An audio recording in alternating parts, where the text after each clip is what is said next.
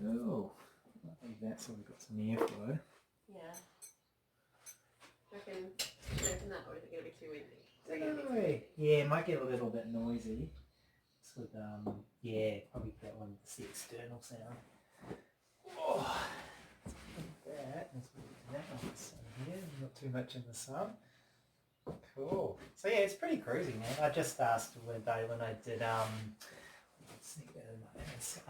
when I did Monica, I just asked her about, what got her into yoga. Probably the main ones I think people would find quite interesting about you would be obviously like what got you into yoga. Yeah. But then also like when you decide to tap out of Sydney. Yeah. Yeah, I think quite a people would probably find that quite interesting. Like what got you to the point where you're like, fuck this, I'm out and selling it. How much, get a van. And then obviously, you came down here and started, or got the studio down here. Mm-hmm. And I'll talk a little bit about that because then it's kind of like for people who are interested in the studio. But any other like topics you think? Like the Buddhism thing's obviously something that is interesting to you. Mm-hmm. You can talk about why that is, I suppose. Like, what is it about it that you find interesting? Yeah. Because some people, find Buddhism boring as shit. So. I can talk about like why it's interesting and how it's helped me, I guess. Yeah, I think that's interesting about sort of why people find that sort of stuff interesting. Yeah. Yeah, and then when I do the when I put on the podcast and the YouTube, I just put like little links to all people's stuff and a little blurb about them. So I won't go too much like, this is Clare and blah, blah, blah, blah. I just sort of, just go and get into it. Yeah, cool. Okay. So, welcome to Lucid Living podcast number 5. So we've got Clare Lovelace. So we're in Batemans Bay. Clare runs a studio in Batemans Bay. And I've been wanting to interview Clare for a while, so she's quite interesting. She was originally teaching up in Sydney, and now she's obviously living, how far from Sydney is that? 5 hours? About 4 hours. About 4 hours down from Sydney, and now running a studio. So I think we might find it quite interesting about the process that led to that. So probably just to start it off, what got you into yoga, I suppose? Like obviously running a studio, teaching in Sydney, you're still, doing and teaching a lot of yoga, so it's something that's very important to you. Yeah. So what was the process that kind of got you into it? Yeah, so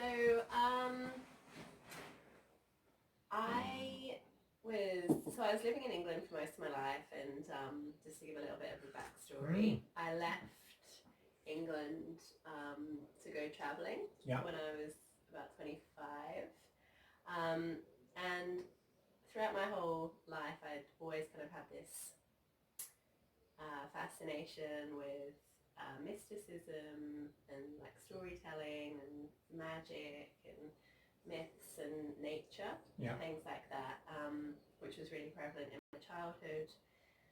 And then I kind of lost that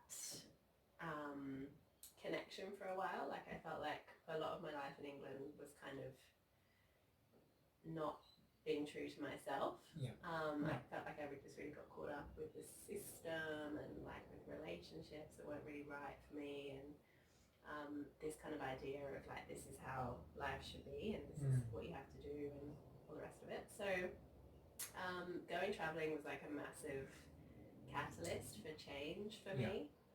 So I like got out of this long-term relationship. We bought a house when I was like 18, so I was fully like in. You were in the zone. I know. I remember like all my friends going to uni and things like that, and I didn't want to do that, and I didn't. But I was like buying washing machines, and they were all partying, and I was like, oh my god, what have I done? And like, when I was 18, I thought that was my life.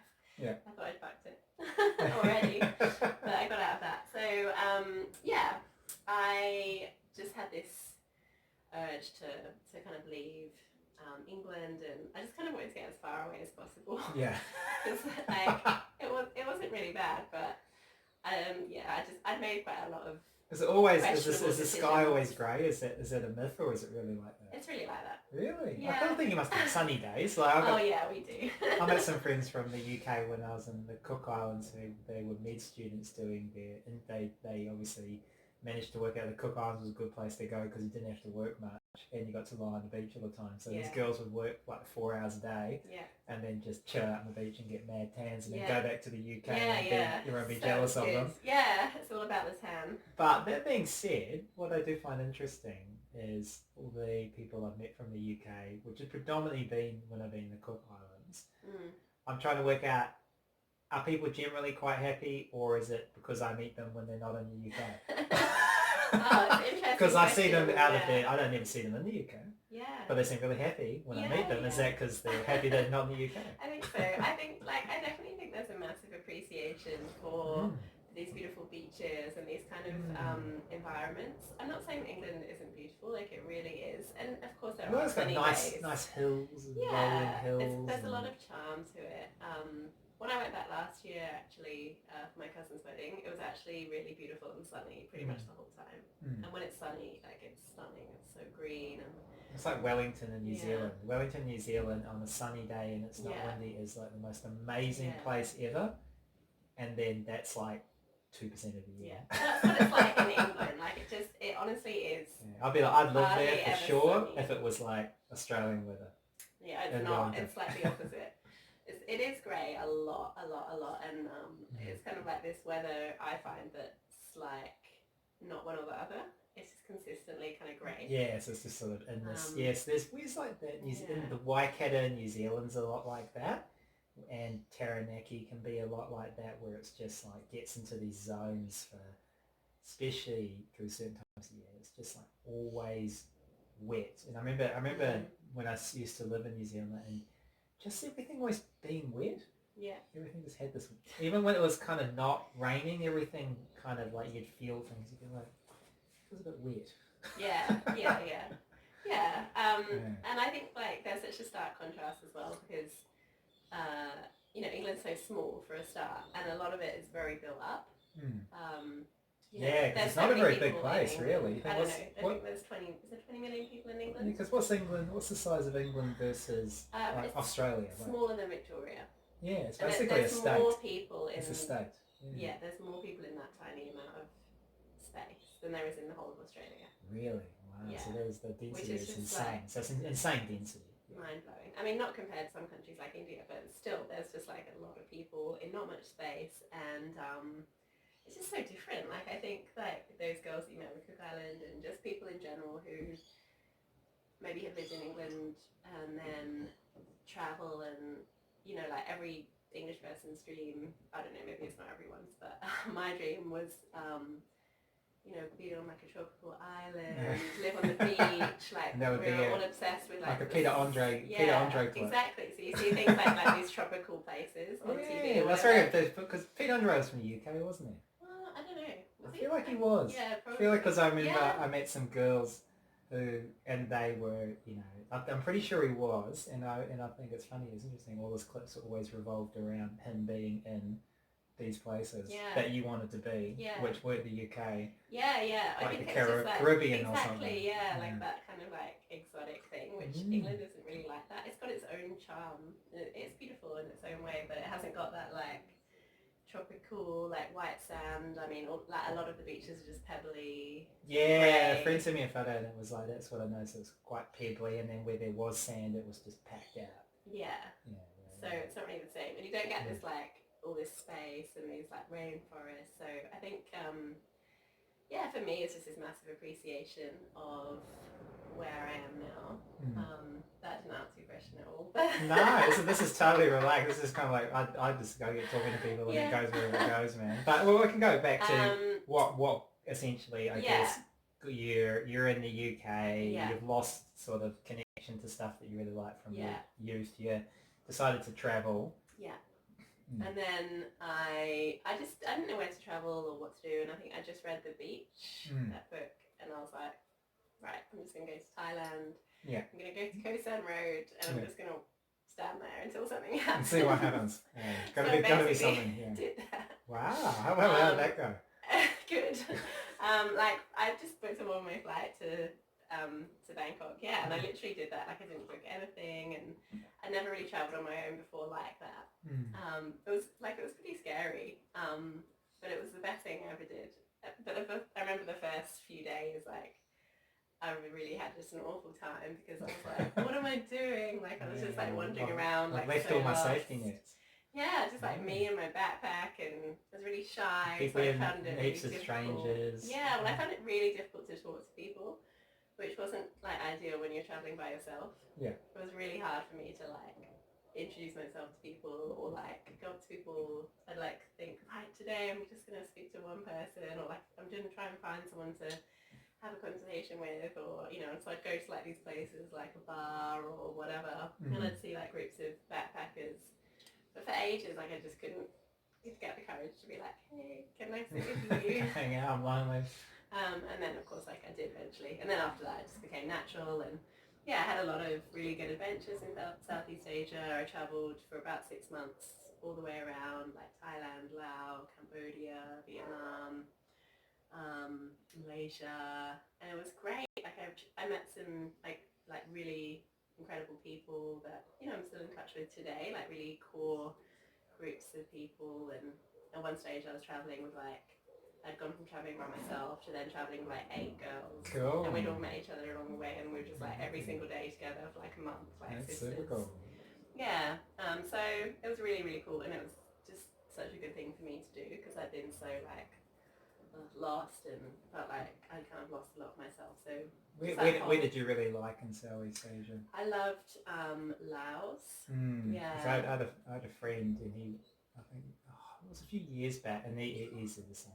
He said it sort of hadn't become the place yet, but probably then it was how many 10 years ago, 9 years ago. Yeah, so he was about 5 years ago, and he said it still kind of hasn't become the place. That's good. Yeah. But then you obviously it will become the place. It will. Like everything. Yeah. Well, when I was there, it was like, and after like a little bit on the sort of backpacker trail, I kind of had enough of that, and I wanted to get off the beaten track a bit. So I just kind of like went completely like off, and I didn't at that time. I didn't have any access to internet, like apart from at internet cafes. I didn't have a smartphone. I didn't have anything, which to me now I'm like, oh my god, I can't believe I did that, because now like even traveling around here I'm like you got it with you addicted to like Google Maps, and like I'm terrible at directions. But I remember I went to Mexico 13 years ago, and I remember I was in Mexico for 6 months, and I remember just going to the internet cafe once a week and sitting down for 15 minutes and just saying I'm not dead. Yeah. And I look back and That's I'm kind so of good. like, I kind of look back at it something that it's interesting, but it's just become so normal that it's, I even think, do internet cafes exist anymore? Oh no, yeah, I know. It's I feel like that's like the DVD. Everyone's just like Wi-Fi. CDs and DVDs are dead, and internet cafes and movie stores have to be dead. Yeah. Weird. It is weird, but it was really, the whole thing was just fun and exciting, and like just got myself into lots of like crazy situations, but always managed to get out of it. And it really taught me a lot, that whole thing about just resilience and trust. Like whatever situation I got myself into, like stranded in the middle of nowhere, I couldn't speak the language, no money, no nothing, but you always come out, like there's always for sure. So I think just traveling like that like just teaches you so much about not being scared of things and trusting. And then I decided to, because I had no plan, which was really cool, and I had a bit of money that I got from this house sale when we sold the house. So I was really free. Like I could just do what I wanted. But like that money wasn't going to last forever, so it started running out, and I was like, okay, I might just go to Australia for a bit. I think I spent about a year in the end in Asia, and then decided to fly to Australia and do like the working holiday visa thing, because I was still in my 20s, so could do that year working visa, and then flew to Australia. When I first got to Australia, I travelled, I came into Cairns to start off with, and was travelling around like down the east coast, and I really didn't like it. Like I was not into it at all. So which areas is that like? So Cairns, and then down strip. Yeah, Queensland, Sunshine Coast, surfers, all that sort of stuff. Yeah, down to basically, to Byron, and then that's where I kind of... It's interesting because I'd agree. I reckon obviously Byron's changed heaps, but I'd say there's definitely like a change. Yeah, for sure. And then it's sort of like it kind of goes down towards, I reckon, around like, what's it, Yalla and what Yalla? Yeah, Yamba. Yeah, Yamba. Even further, like maybe not Crescent, but above Crescent. Yeah, like Southwest Rocks. Yeah, and then once you sort of get past Crescent, it kind of changes again. Yeah. And it kind of then it kind of gets like Newcastle, Central Coasty. Yeah. And then it goes all kind of different.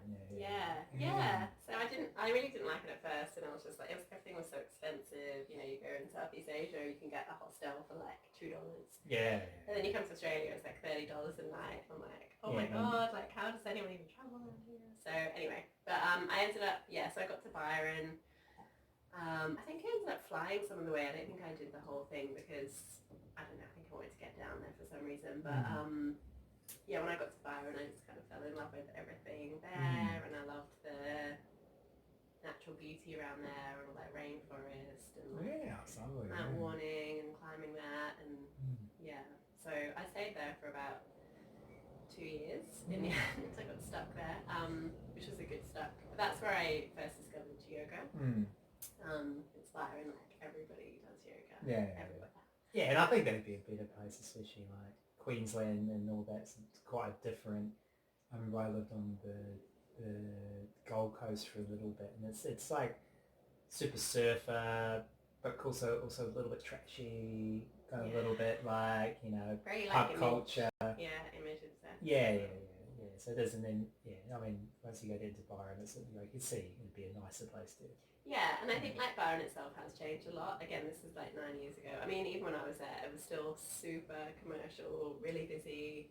It's like, still backpackers everywhere. It's interesting. I went there for the first time 2 years ago, so I knew what I was in for. I was like, all right, you know, the ship sailed, and I could see there was Cotton On in the main street, and there was, but it still was kind of cool. Yeah. Like I was like, people seemed really happy. There were people busking. No one was like saying it was like, I didn't go at too busy a time. I think I went in April. I could see like in the holidays or something would be pretty mad. Yeah. But it's really special though. And like once, when I was living there, you know, then you kind of settle for a while, and coming from living out of a backpack for a year, and then, you know, having like getting a place with some friends and all the rest of it, and feeling like you're putting down roots a little bit. And I was working at like a sushi place and a falafel place, and just doing like hospitality things and just partying really, like a lot.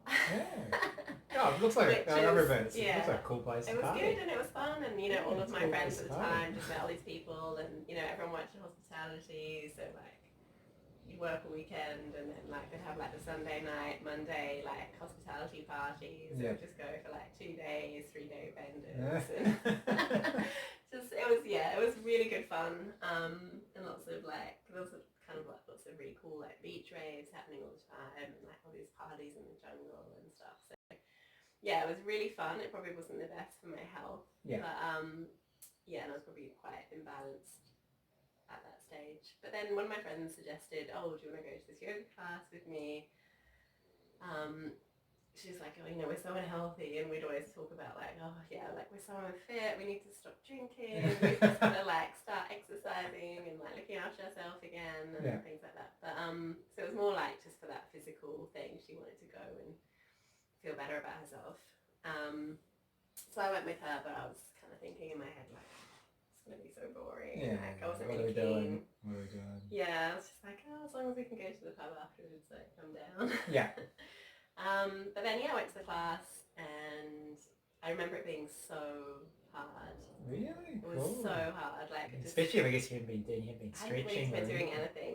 I was naturally quite flexible, so like, but even that, I was still like really tight in my body, and I just felt so weak. Like I felt I'd just been partying for like 2 years straight, pretty much, when I was traveling, and I hadn't really been looking after myself. So it was a real struggle. It was so difficult. And I don't even know, it was kind of like some kind of vinyasa type thing, and a really lovely teacher who was Brazilian, and was kind of learning English and learning to teach at the same time, and she was really great actually. But I was like, wow, this is so hard, and I didn't expect it to be physically hard. And then that first class, I remember like she instructed headstand, and then a couple of people in the room like put me up into a headstand. Like, whoa, what's going on? I was like, how could you ever do that? How, like, wow. But yeah, I loved it, even though I felt so uncoordinated and I was like so awkward and just felt like this elephant like walking around, and like, yeah, it was just hard. But I really, really enjoyed it. And I just remember lying there at the end, Shavasana, I was like, what gets to lie down after? Oh, the best class. So good. And I could feel, you know, for the first time in a long time, like all of the energy through my body and the mindfulness stuff, and like just being told to concentrate on my breath. Like, I was like, wow, this is amazing. And then I was hooked, and I don't think my friend ever went back, but I started going like really religiously. Yeah. I think I've always been a bit like that. When I like something, yeah, you do it. Go hardcore. Do it. Yeah. So yeah, just started practicing really regularly, and then I ended up traveling more after that, and moved to Canada for a bit with an ex-boyfriend who I'd met in Australia. So we were living together for about 4 years. Traveled around the States and did a whole bunch more travel, which was awesome. But then I had this practice that I was kind of like doing really regularly wherever we were.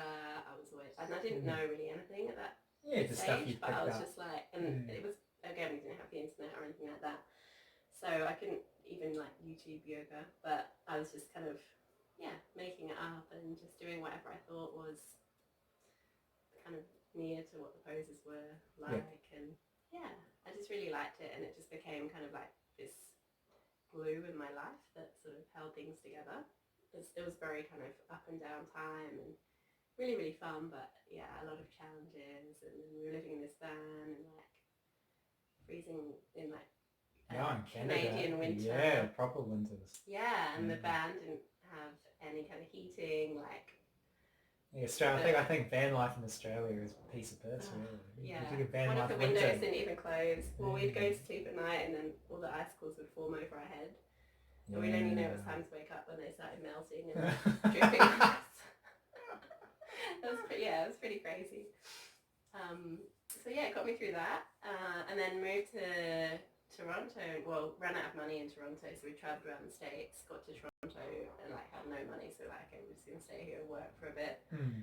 And I found this hot yoga studio, and they were really, really good. It wasn't Bikram, but it was a heated studio, and it was -30 outside. So you're like, I'm in there. Hey, I'm just going to move into this studio pretty much, and I think I did karma yoga for them, so was cleaning the studio, and I would literally do like 3 classes a day every day. I was like so obsessed with it. Yeah. But then I just you do something more and more and more. You can see yourself improving in all these different ways, and it becomes like this real. You get motivated. Not obsession, but I was just so into it. So then, and I was doing that for a few months, probably 6 months living there.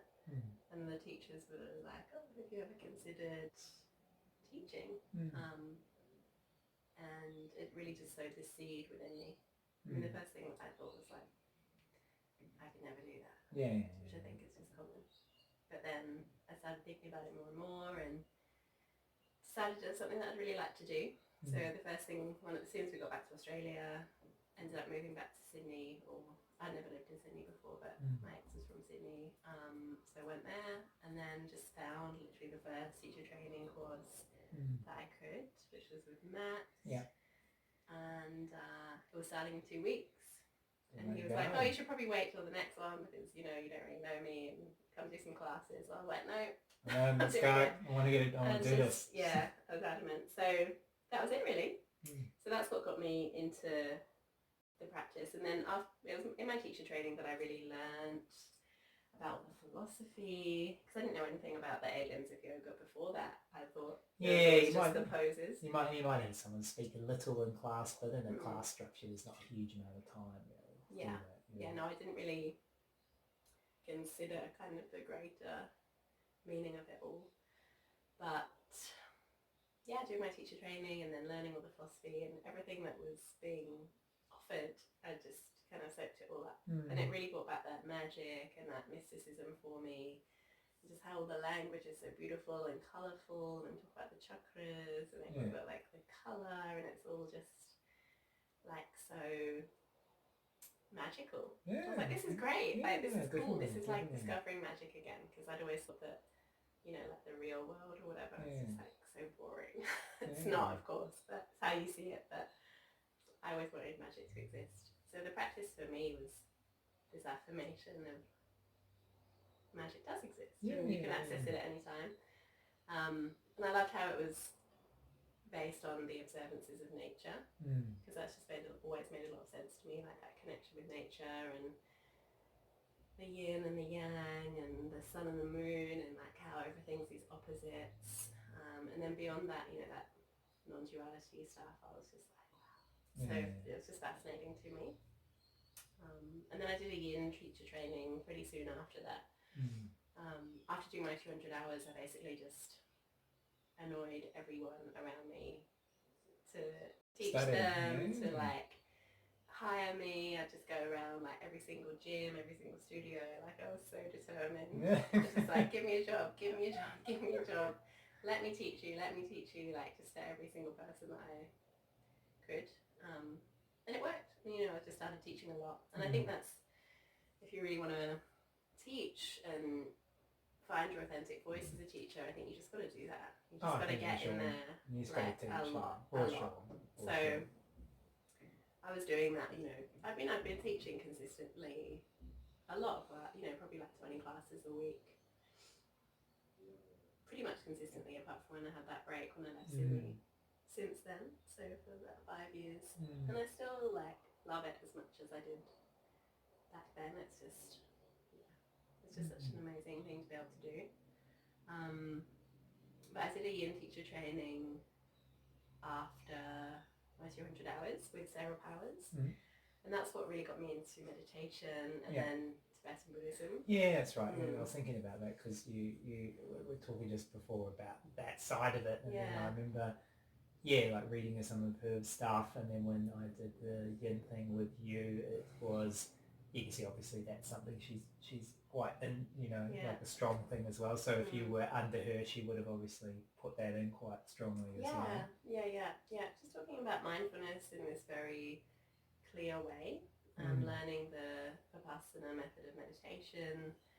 For me, it just made a lot of sense, and I like the fact that it wasn't necessarily drawing on something externally to meditate on.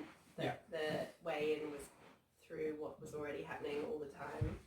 So your breath and the observation of sensation. It was just like very real to me. And I think like all kinds of meditation are so valid, and it's just such a personal thing. Like whatever resonates with anyone, they should definitely go and do that. But for me, this kind of really simple, clear style of Vipassana seemed to really work. So then I started my own meditation practice, and I went on one of the 10-day Vipassana retreats, and just got into that whole other side of the kind of mind training side of it, and started reading about Buddhism and discovering like the key concepts, and I really liked it, and I was drawn to the story of the Buddha and this idea of the impermanent nature of everything, because obviously that's so obvious, it's such a truth, but we spend so much time usually pretending that it's not true, pretending that things are permanent, or, you know, tricking ourselves, or thinking that they should be, thinking that things should stay the same. But I just really like that fundamental teaching of everything that has a beginning has an end, and the freedom comes in like making our peace with that. And that kind of got me onto reading about the Buddhist view of contemplation of death, and how that practice can really help us live in the present moment and live fully now. I really loved that because it was just different to kind of all the things that I'd heard. And I don't know, like sometimes in the yoga world it can be a bit one-sided, like all like love and light and happiness, and not acknowledging that kind of other side. So I think that's what really drew me to Buddhism, was just it's so real.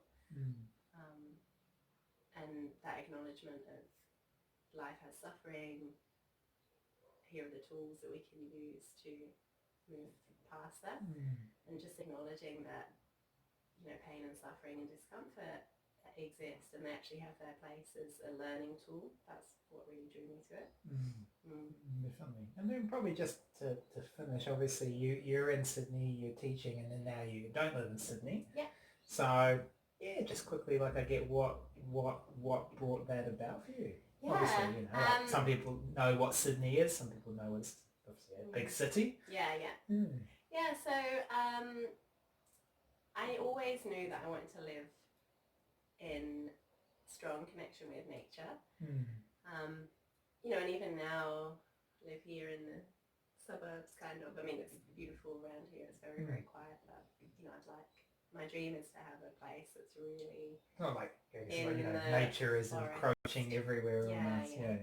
So that's the next thing. But I mean, living in Sydney, I really had everything that I ever wanted. You know, I wanted to be a teacher. I wanted to be able to make a living teaching yoga, which I honestly thought like I'd never be able to do that. And then I did it and I was like, wow, like this is like literally my dream come true. And doing it well and doing it successfully and thriving at it. So it was kind of a weird decision in a way for me to quit everything, because it wasn't like I was quitting jobs I hated or anything like that. I had all of these teaching jobs and I loved every single one of them, and it was good, and it was like making good money teaching corporate yoga in the city. But yeah, there was just part of me that was like, nah, this isn't it. And I was almost getting like too comfortable in a way. But then on the other side of it, there were so many things about the city that I just really didn't like. It was so like busy and smelly, and the roads and the traffic, and you know, going into the city most days and teaching corporate yoga and going on the train, just being surrounded by that whole energy of like wanting, needing, consumption. Yeah, consumption. Where you look at something with something telling you to get something that you will make something better, and you're like, whoa, it's crazy. Yeah, all the advertising everywhere. It was just always like in your train, face. and you get off the train, it's on the seat, and then it's on your, you know, then it's on your phone, and then it's on the side of the car. All the food, and then all the like health products and all this and that. It was always just like me. So yeah, I just didn't want to be around that many people, and you know, I love the ocean, and I was living in Marrickville, which I mean, nowhere is in Sydney is far away from the ocean really, but it was still like to get to the beach. It's so hard. Like a nightmare. It's like you're closer to go to Wollongong where I live. Yeah. Really, it's probably like an hour. Yeah, and I get so claustrophobic sometimes, you know, just like how. So I just was like, right, that's it. I'm gonna quit everything. And I was like, am I really gonna do this? Like, what am I gonna do? And I was managing the studio as well, Dancing Warrior Yoga, and I've been doing that for 4 years. I had a really close relationship with Matt, and was uprooting all of that and saying goodbye to my friends. But I just had this calling, and I was like, I'm just gonna do it. I went to India, like at the start of last year, and that's kind of really prompted me to then just come back and just do it. Yeah, so I just started looking for vans on Gumtree, simultaneously, like, you know, telling everyone that I was leaving, giving my 2 weeks notice or whatever it was, and everything just kind of fell into place. Like, I got this van because my thing was I wanted to travel and just be free again and not be tied down by paying rent, which is pretty ironic because now I pay like 3 lots of rent. So I don't really know what happened, but yeah, I was like, just wanted that kind of no commitment, like free life. And yeah, everything just fell into place. I got the van, didn't really have to do much to it at all.